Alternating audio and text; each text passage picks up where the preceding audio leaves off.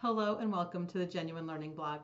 My name is Melissa Galasso, and today we're going to talk about a FASB exposure draft.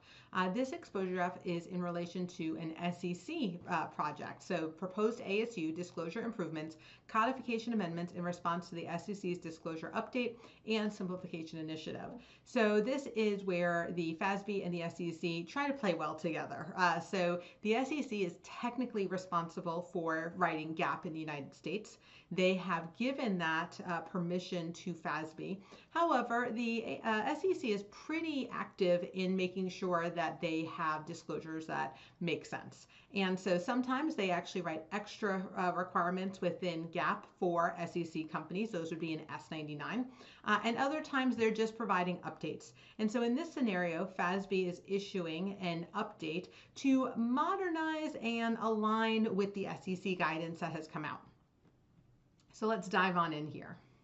So this again, it was issued on May 6, 2019. Comments are due June 28th of 2019. There's a lot of things in here, so it's something that might take a little longer to go through, but it would be something that, because this does apply to all entities, would be of interest. So as I said, this is really stemming from work that the SEC did. Back in August of 2018, they issued Release 33-10532, which was a disclosure update and simplification initiative.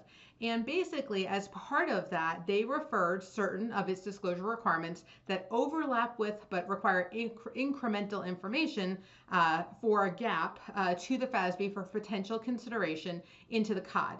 So remember, when if the SEC wants to have something required for SEC companies, it goes into S99.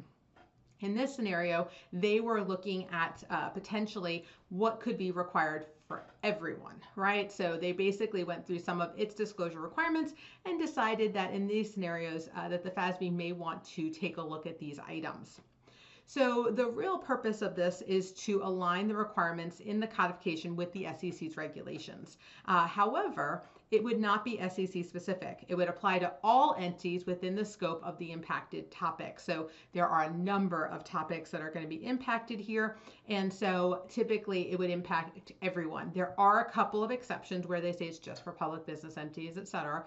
But for the most part, the general rule here is that these updates would impact all entities. And so originally these came from the SEC, but the update would impact all entities.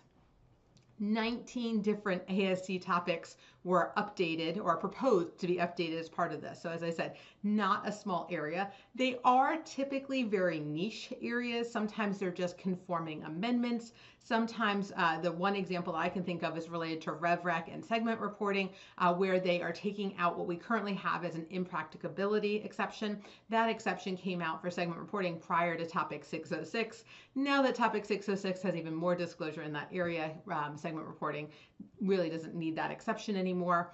It adds some more disclosures in certain sections, and it does make some changes to the master glossary. So all of this would come out of the SEC's project for disclosure simplification. The goal here is to increase clarification, and some of these again are conforming amendments, technical corrections in areas where there's issues with examples, and then eliminate redundancies. So it's really what the driving factor is here. However, the FASB is aware that this was driven by the SEC, so they have two questions I wanted to point out. It says, for entities other than public business entities, are the proposed disclosure requirements operable and auditable? I love that they've started asking about auditability in the FASB requirements, because just because you can do it doesn't mean that the auditor is going to be able to audit that new number. So if not, what was the issue? In question 4, for entities other than public business entities, would any of the proposed disclosures impose significant incremental cost? So while they are proposing this right now pretty much generically with certain exceptions, they are asking, is there any place that we would want to scope out private entities or nonprofits in this matter? So definitely something that if you are passionate like I am about private company reporting, good opportunity to take a quick look at these areas. As I said, there are almost 20 of them to make sure that we wouldn't be imposing an unnecessary burden on these private entities. All right, that is our update this week for the Genuine Learning blog. Hope to see you on a future blog. Have a great day, guys. Bye-bye.